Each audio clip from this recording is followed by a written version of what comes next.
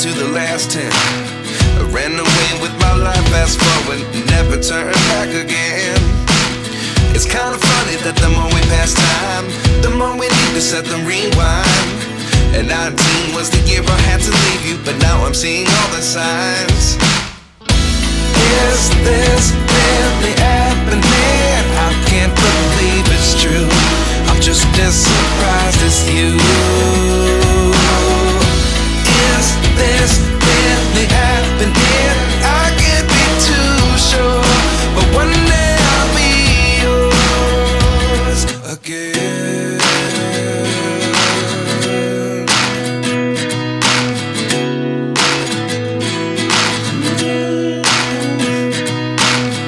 Life lessons come one in a dozen.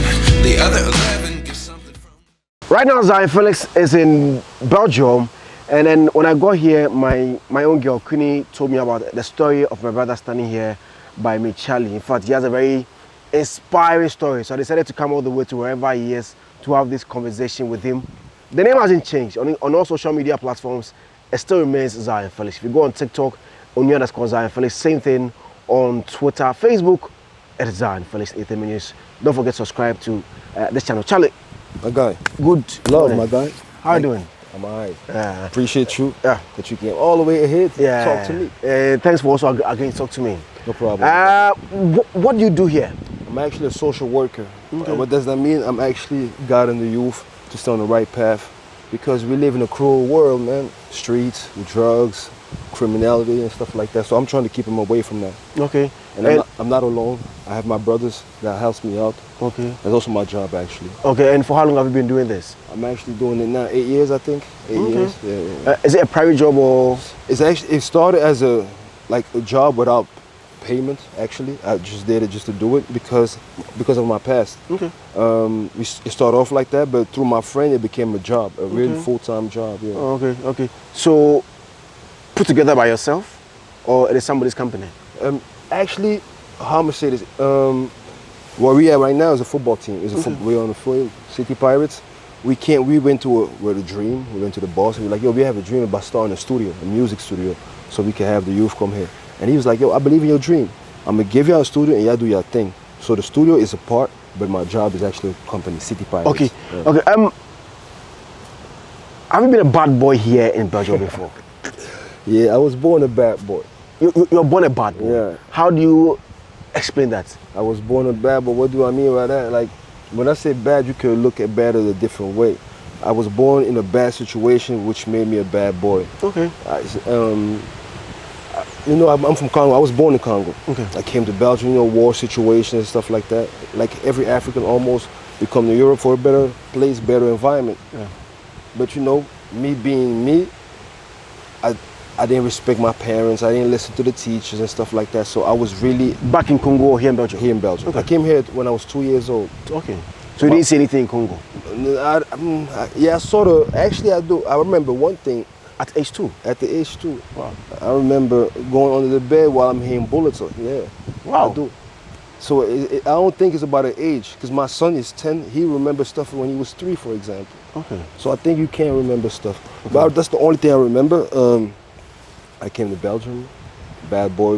What I mean with bad boy, I go to school, the teacher tell me to do stuff, I don't do it, I fight a lot. And yeah, that was actually how it was in Belgium. So they kicked me out of school and no other school wanted me in. So in Belgium, if they kick you out of school, no school wants to admit you? It means that I was really, really, really bad.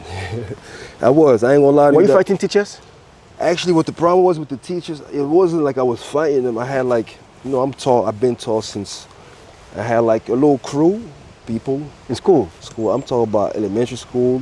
I had like 6, 7 people, and I used to tell them, yo, go do this, go do that, and stuff like that. And at that time, I'm talking about 97, 98. These teachers don't know. How old were you then? 8 years old. 8 years, and you had your old gang? Really? Yeah, but we laughing about it right now, but it's actually real problems. At a young age, you think, because also my situation was kind of hard. My parents was also separated, and then they come back and then separated again. So you was like, yo, you know what, let them do them, I'm gonna do me. And yeah, that's what happened. I was doing dumb stuff at school. School was actually a playground for me. Like I said, I used to steal I didn't fight no teacher, but I used to steal shit from teacher. Can I curse? Yeah. Okay, I used to steal shit from teachers. And and the reason I got kicked out in the 3rd grade is because I used to play football. And football, I used to really love football passionately. One girl stopped the ball and she gave it to the opposite team. The opposite team scored. Whoa. What's a bit there? Whoa. But we laughing about it right now. That's a mistake that I made when I was younger. I did beat her. The reason I got kicked out because I beat her how my father used to beat me. I took the belt. I'm in the 3rd grade. I beat her like that. They kicked me out. But that's 3rd grade. 3rd grade, I still found another school. When I was in the high school, that's when I got kicked out. I didn't get a chance to get another school. So my father sent me to America. So you were a kid out of school twice? Yes, sir. 3rd grade and then high school? Yeah. Oh, okay. Actually, middle school, not high school, because it's... But were you academically good? Actually, I was, and I still am. Like, the thing was, I love school. I love the stuff they gave us, math, everything. It's just, I wanted to be a bad boy because, I was in a bad situation. Which bad situation were you in? Because of the divorce and divorce, but you know the divorce also, it came with a lot. The divorce is not only, for example, I'm giving an example, your father brings you somewhere, you think you're going in to play with your friends, but actually, that's my father's other wife, for example. You don't know this, but when you come home, it's those type of arguments, and then you realizing what's going on, you realize that there's no respect home. So at a young age, I realized all this. There wasn't no respect in my house. Not for me, not for nobody. And it's a difficult situation to grow up in. Okay. So what is the worst thing that you did here in Belgium before you were taken to America? Actually, in Belgium, it's just the beating part. It's just being aggressive, fighting a lot. But here, it's not okay to fight in school. Especially for what I did, it's not okay. So I can understand why certain schools didn't want me to come in. But in Belgium, that's the worst thing I ever did. It was beating people. Okay. Were you smoking at that age? No, I never smoked at that age. But you were stealing? I was stealing. What's the biggest thing that you stole? Actually, when for the people from Belgium that will notice, is Medixem. It's like Schotenheim. It's a store. It's called Carrefour. But back then they used to sell Timberlands. You want to steal Timberland? Yeah, but I did it in a way that I was 11, 12 years old. I went there with my old shoes. I left my old shoes. And you wore the new ones? Yeah. And you left? I got away the first day. I was like, yo, this shit is too easy. Like, this shit is too easy. What I did, I went and got my friend. The next day I'm like, yo, my brother, yo, Timberland. Because I went back to the hood. You know, Timberland, you see that Nelly videos. Like, I want that too. So I came back to the hood. Everybody, yo, where you got? Yo, I just paid them shit. Yo, I just stole them. I'm like, yeah. So the next day I tell my friend, yo, let's do that again. Dumbass. I go there. They was actually waiting for me. So we telling my friend did the exact same thing. We walked away. We thinking that everything was, yo, excuse me, come here. And that was then my father blacked out. He was like, yo, you got to go back to Africa. Yeah. But that's the worst thing I ever stole, actually, in Belgium. Yeah.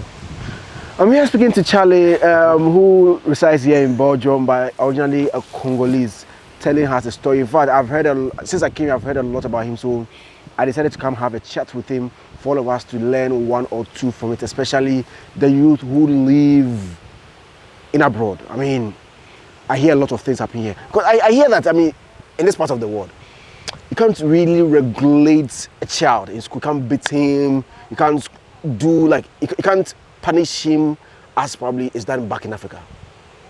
Is that also a contributing factor?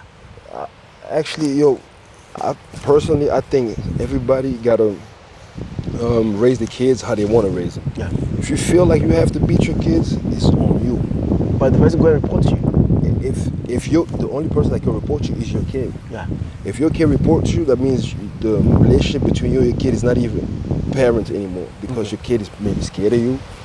He don't even want to talk to you. That's why I say I have two sons. Okay. I think I beat my little boy. He's 4, but not beating, like just slap. But my oldest one, I never touched him before. He's about to be 11. I speak to him. I tell him, listen, you can tell me whatever. Even if you had to go smoke something, Tell me. I don't want to find out because then we don't have that relationship anymore. Then I don't have to trust you. I can't trust you. I think it's important to talk to your kids, even if they make mistakes. My father, I went to jail. My father said, I'm never coming to visit you. I don't want to talk to you anymore. That's because the African, I mean, I'm not going to say African mentality, but certain Congolese mentalities, if your kid do bad, stay away from him. Yeah, you're not raising the kid anymore. You're raising a monster. You're supposed to raise a kid. And how you do that? By talking to that kid. Beating, yeah, I got beaten before, but I still went to jail. So that don't mean nothing. That's why I think if you talk to somebody, talk some sense into him, nobody's perfect. Okay. People gonna make mistakes. Kids make mistakes.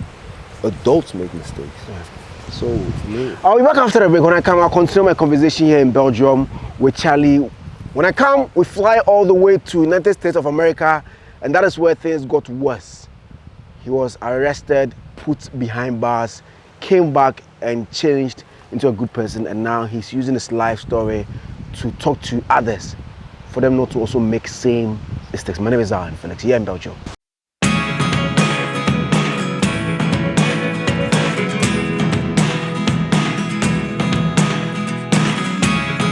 Never really know what's going on. Look at me sometimes like all you want to do is run. Hear me out, hear me out. It's all the things you never show. There are the things I want to know. Secrets start in your heart so slow. But if you don't. So welcome back from that cribbe. I'm still here with Charlie. We talked a little bit about his life here in Belgium. Some of the few bad things that he did. At age 2, he was flown from Congo in Africa to Belgium. He came here, things got a little bit bad. And he says his father took him all the way to United States of America. My name is Zionfelix. If you're coming to Ghana, if you're in Ghana and you need any apartment or a house for a short stay, we have a fully furnished house for short stay. Just call 0245 517650, 0245 517650, or just WhatsApp us. We have fully furnished house. We have everything in it: internet, bed, kitchen, AC, everything. You have self-compound where you can park up to 2 cars. The place is secure. We have CCTV cameras everywhere for you. Just WhatsApp us on 0245 517650. Let's continue our conversation all the way in America. Yes, sir. At what age did you go to America? At 14. 14? Yeah. Okay. Because of the bad stuff you didn't hear? Yes, sir. Okay. So why America? Because I know America is even worse than here. I think the thing was my father's older brother. Okay. He lived in Charlotte. So my father thought, you know what, I'm gonna give him a new environment, new space. He don't know nothing there. He can start over. Okay. But not knowing how America is, because my uncle, it's not like he was in a street life. He was living a normal life. So Okay. the thing he was communicating, my father thought it was a good life. Okay. So I went there to Charlotte. So your uncle didn't know the street life of America? Not even. Okay. But you knew it? Not even, nah, I was in Belgium. I didn't know. I Okay. know the rap music, the rap video that we saw, but we never saw really the street life. I didn't know that 50 Cent got shot 9 times when I was in Belgium. Okay. When I went there, I didn't know. I Okay. found out. Okay. So when you got there, how was life? How did it get worse for you? Actually, when I went to Charlotte first, Charlotte, North Carolina, and at the age of 14, you go to school. Mm-hmm. The school in America is like a fashion place. You know, the new Jordans, new fitted cap and stuff like that. Fashion competition? Yes, it was. I ain't gonna lie to you. And no, not saying that my uncle like didn't have the money for it, but it's not like he was investing his time in buying new Jordan. And he had kids. Jordans $200-300. So it was a point that I wanted that too. I used to come, yo, I want that. I want what my friend got. Yo, we can't do it because we have certain kids. So what happened? I started stealing in Charlotte. Not from stores. I have friends that showed me how to run inside houses. Run inside houses? Yeah. Steal from houses? Yeah. Wow.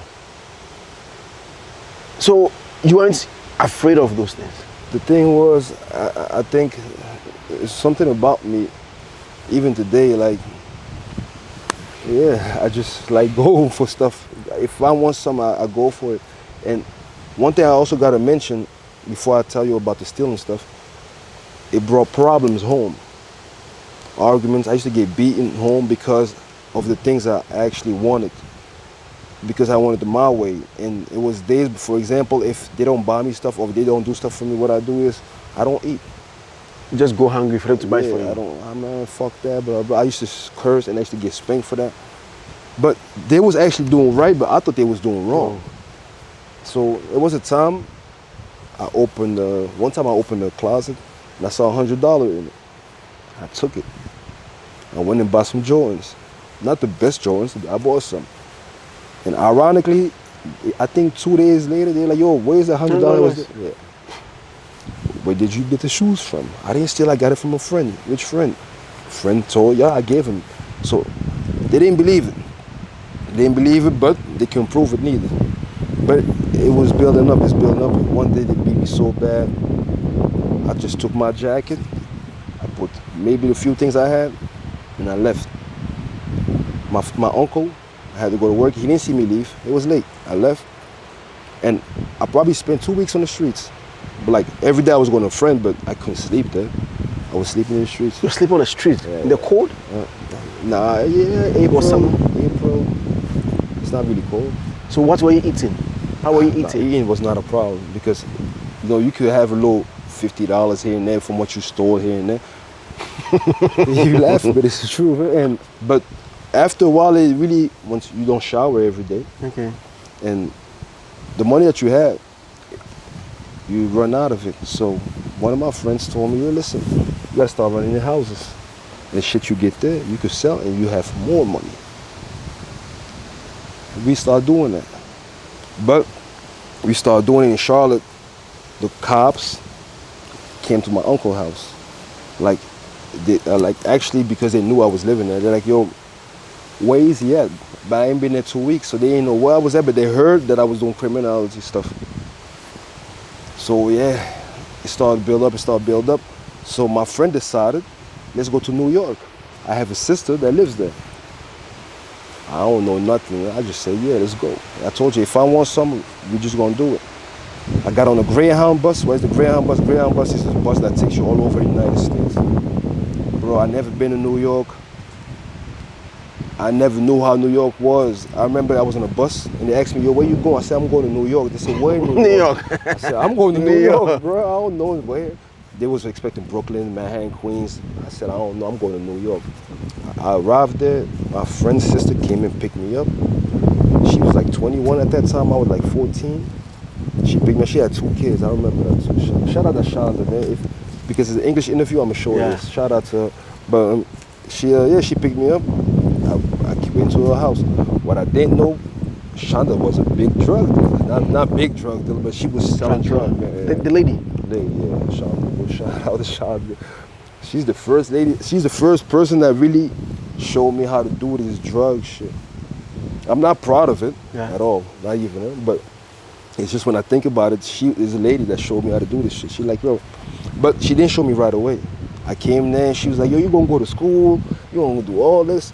My nigga, I never been to no application of no school, nothing. But she was selling crack. So when you went to America, you didn't go to school? In Charlotte, I did. Okay. I went, but like I arrived there April. They put me in the ESL school, that's English Second Language type school. But in June, I was already, I'm lying.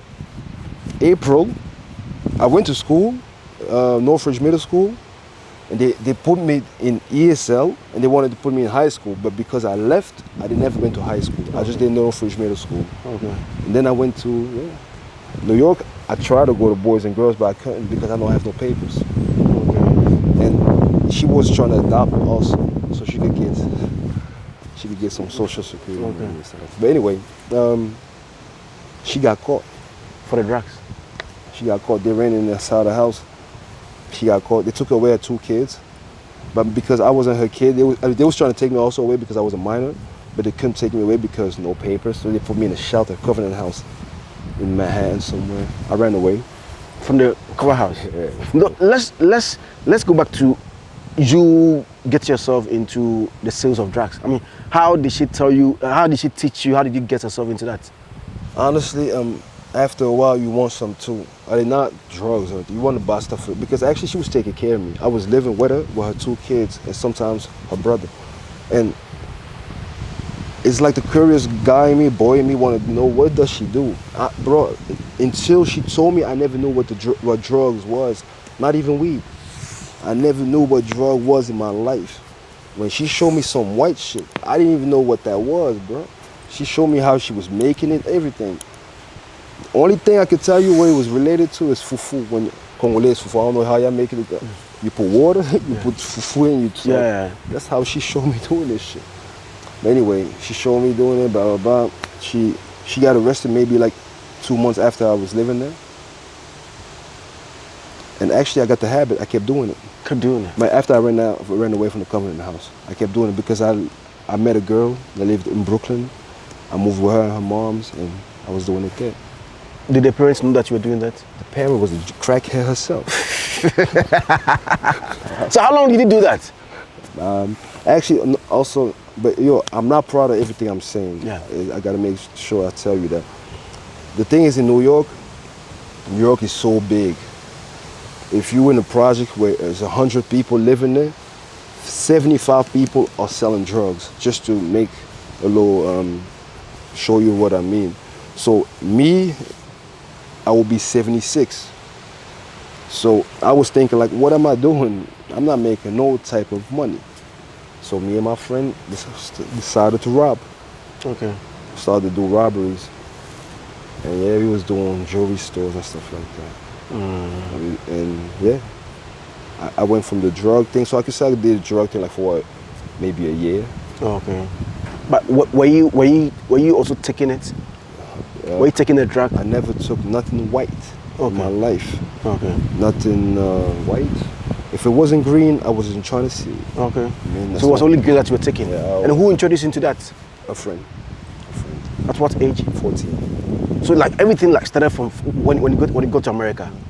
But also I gotta say, I said I didn't know nothing about drugs. Yeah. I mean the hard drugs. Hard drugs. Okay. Yeah, but weed, everybody smoke weed every day. Snoop Dogg smokes. I know what that was when I was a little nigga. Oh, okay. You know what I mean? But yeah, my friend. Was the selling of cocaine paying? Was it Crack, yeah. Was it bringing money? It was, but for a little boy, yeah. Okay. Well, Ali, yeah. Do you ever hold a gun? Yeah, I did. To rob? I did robberies with gun. You did robberies with a gun? Yeah. At a young age or when you grew up? Not at a young age. I spent my whole adolescence, I spent in jail. I came out as a man out of jail. How did you go there? Jail or yeah. Okay. The robberies. Actually, I was doing so many robberies in the environment. Yeah, the cops was. The thing is about me also in New York, I have no papers. Okay. So actually, I do the robbery. They don't you are know, doing illegalities with illegal stay. They don't even know who the fuck is doing the robberies. So when I got locked up, I mean, when they came to arrest, because it wasn't me alone, it was my friend. He got arrested. Okay. He got arrested, and it's a crazy story. I will show this to my people, but we did a robbery. We just did a jewelry store. I told him we're gonna separate. Okay. I'm gonna go that way, but we're gonna see each other at your house. The moms knew it. She was waiting for us. It was her birthday that day. I ain't gonna forget that either. June 26th. Which year? 2006. Okay. We did a robbery. I went with a mask, so you actually didn't know who I was. He didn't, and he hit somebody there too. Bullet? No, not bullet, Hit, but hand. he hit somebody with a gun. Okay. He had pistol whip, you could say. I didn't, and he was older than me also. But we went away.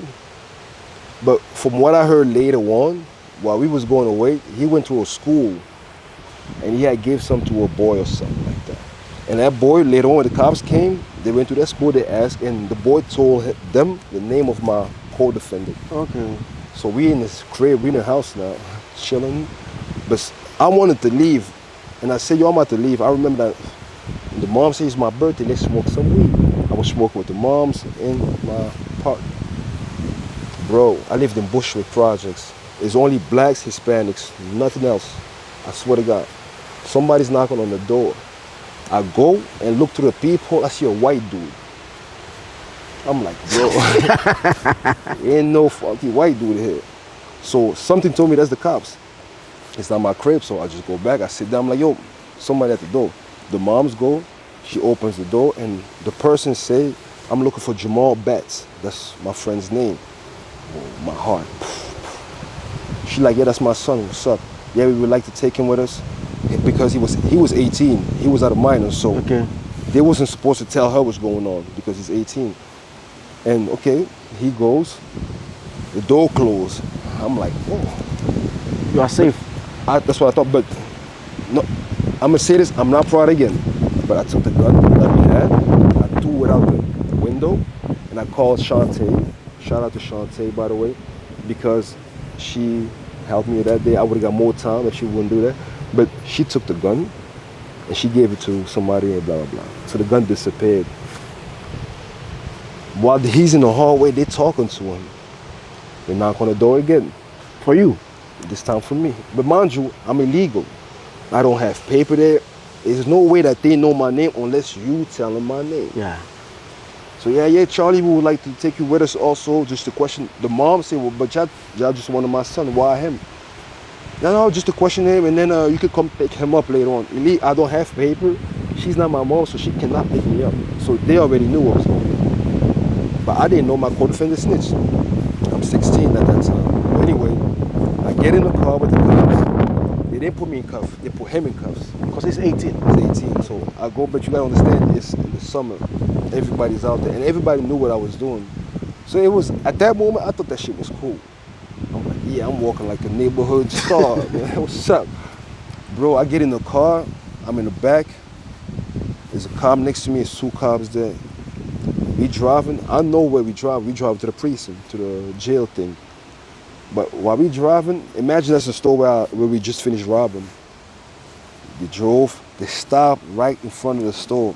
Maybe like 10 seconds, and drove past. To tell you that this is what we are. They didn't tell me shit, huh? They just stopped next to the store and kept driving, bro. Something told me, Charlie, you never come home. But anyway, I went. That's how I went to jail. I mean, that's how I went to the precinct. Not knowing that my co-defendants said my name, nothing. So we go to the jail, Rikers Island, one of the most craziest jail in New York. We go there, I go there. I was Blood, so I don't know if you know the Bloods and Crips thing. Yeah. You know, Snoop Dogg is Crip, and the game is Blood, red and blue. Red and blue. But anyway, I get there, I was Blood, and my co-defendant was also Blood. We get there, and the big dogs, the big Bloods, yo, okay, what y'all here for? Robbery, etc. Let me see your paperwork. But we didn't have it yet. Because if you would have gave it to him, I would have knew that my co-defendant snitched on me. Okay. You know? But long story short, I went to jail. I spent maybe 8 months in Rikers Island. I had to go to court. But normally when you do a crime together, you go to court together. Mind you, I still don't know he snitched. Yes. So they called us up. We in a jail thing, waiting to go to court. The bus come, they tell me I go. I'm thinking, okay, they're gonna probably pick me up later on. Bro, they never picked me up. I was like, huh? Okay, fuck it. I can't say nothing. They took me back to my cell. I had a lawyer. I didn't have a lot of money, but the little money that I had, Jennifer paid a little bum-ass lawyer. And she showed me the paperwork where my co-defendant actually said, we went there and I hit the woman. But you didn't do that? I didn't do none of that. Bro. You gotta understand, at that time I know the street life already. I know I cannot snitch. I cannot speak against the cop and say, no, I didn't do it, he did it. So when I'm hearing this, I'm scared. I'm scared because I'm like, yo, I cannot tell these cops what really went down. So what does that mean actually? That I'm actually gonna sit here and not him. That's what I thought. The second time I gotta go to court. This time they take us together, but separate buses. I go there and the judge tell me, yo, for the robbery we charging you. We want to give you 10 years. Yeah, we want to give you 10 years. My lawyer said you're not gonna take it. But mind you, if you do a crime together, normally you get the same amount. It was his turn. The judge said, yo, Jamal Batch, we offered you 6 months in jail before, the first time he went, and 5-year probation. You refused it. Okay, because of the work you put in, we want to give you 3 months in jail, but you get 6-year probation. So we was already in jail maybe 9, 10 months or something. So if he would have said yes, he would just walk out the same moment, and I would have stayed there in jail. He said yes. He took that. He's like, yeah, I'm gonna take the 6-year probation. I'm standing there like, whoa. I'm 16, huh? I'm like, whoa, it's crazy. Mind you, I didn't take the 10 years. He went home, got released. I kept going to court. My second offer was 8. They went from 10 to 8. Then they went from 8 to 6. After 6, they say, listen, Can't go there again. you're not going down. You take the 6 or we go to trial. Trial, just to give you an example what trial is when you got 12 jurors, they tell you guilty or not guilty. But mind you, if you go to trial, every evidence they have against you, they will bring it up. And who's my evidence against me? My partner. So that means he gonna stand there and tell a story how you wanna say, because I'm not gonna speak against that story. And that's what happened. I just took the 6. I'm like, yo, I'm gonna take the 6. I was in jail maybe like 10 months. I was like, yo, I'm gonna take the 6. I had no choice, by the way. I took the 6 years, and we went after I got sentenced, because I was in New York City. Rikers Island is in New York City. They shipped me upstate New York, where the white people hate black people. Nigger, come here, all that was type of stuff. There, I went crazy there. I ain't gonna lie to you. I got stabbed, everything there. I still got this shit here. For what reason? Blood and Crip, man. The gang story. Imagine me and you talking like this. That's yo, watch out! Somebody hit you. Fuck. Yeah, that's what happened to me. For no reason. It's a reason. You blood, you a gang member. Okay, yeah. You have the red color and, for example, blue color. And the jail I was in is mostly red colors. So the blue colors, they don't feel safe there. So what they do is they're trying to get out of there. And the youngest one got stabbed. I got stabbed by somebody. So you served the whole 6 years? No, I served 5 years and 2 months. Okay. Okay. From 16 to 21. But do they jail minors? I mean, 16, you're not up to 18? It depends what crime you did, because mine was, listen, they had me for 26 robberies. They wanted to charge me for 20. Imagine if they would have given me guilty for every 26 robberies, I won't be talking to you right now. You'll still be in there. Yeah, I'll be there praying to God or something. I mean, but nah, it went to 3. Also from 26 to 3? Yeah, because the other, I didn't say I did it or anything, but the other ones that nobody spoke about it, nobody Proved. I never did nothing wrong, but nobody put that on me. Okay. That's what they was assuming I did. But the 3 they had me for, I could say I did it. Okay. Including the jewelry shop? Yeah, I did. I was there. Oh, okay. I went there with a mask, but he didn't. Oh. He went with his face? With his face. Oh, okay. But no cameras, huh? No cameras? Oh, okay. There's no cameras. So, the jewelry that you guys stole, how much was it? Listen, it wasn't worth my freedom. Let me put it like that. Okay. But at that time, I thought that shit was money. Listen, when I first started doing a robbery, I was getting $2,000. For example, you go somewhere, you get $2,000. I'm 15 years. Yeah, $2,000 is a lot. I bought my first car when I was like 15. I didn't go to the store or anything. I went to the neighborhood drug. Can I buy a car? Yeah, give me $1,500. But I had my first car. I thought that was life. That's why I say when you're young, you have a different perspective about life. You think life is supposed to be some type of way. Nah, you're supposed to let life go how it's supposed to go. And don't try to zigzag this shit. How did life change for Charlie? I became a social worker, man. Now, actually, how life changed when I was behind bars. Okay. I got stabbed up. I thought I was gonna die. My grandfather died while I was there. I didn't speak to I got locked up in 2006. I heard my father for the first time in 2008, but not through phone, through a letter. Yeah, I was in isolation for a year, and he had wrote me. It made me realize I got to change my life. because my grandfather has the same name as me. I mean, I have his name. Okay. So when he died, and I couldn't hug him, I was like, yeah, it's time to get your priorities straight. And so now, what has changed with Charlie? I'm a father. That changed. I'm a different person now. I think differently. Okay. And that's what I'm trying to do with the Riverside Studio, for example. I even got a podcast. Okay. And I invite for certain people, I invite the craziest people here. Okay. From politicians and stuff like that. But to me, I don't really, they're not crazy. I was there with killers. I was there with rapists, all types of crazy people. Those people aren't crazy, but that's how people look at life. I try not to look at life like that. I try to talk with everybody, because when you conversate with everybody, you can reach more. And that's what changed. That's what I think changed me. I'm a different type of person. Did you ever kill somebody? Nah, in my dream, I killed a lot of motherfuckers. Man. In your dream? Yeah, I killed a lot. But in real life, nah, never. Did you ever shoot? Nah, I got shot. You got shot? Nah, not shot really, but I got grazed. I could show you if you want Blade of One or something. Wow. So you're a changed person now. I'm a changed person. Now you are using life to talk to others. Facts. And is it working? Are people picking something from it? Or, you know, from where I come from, we say something, people don't really take advice unless it happens to them. If the person doesn't really fall into that particular trouble, he or she might not take a clue out of it if you are advising the person. Do people take advice from you when you tell them your life story? I'm gonna be honest with you, I focus more on the youth. Okay. I don't focus on grown people anymore like that. Why? Because at the end of the day, you're a grown person.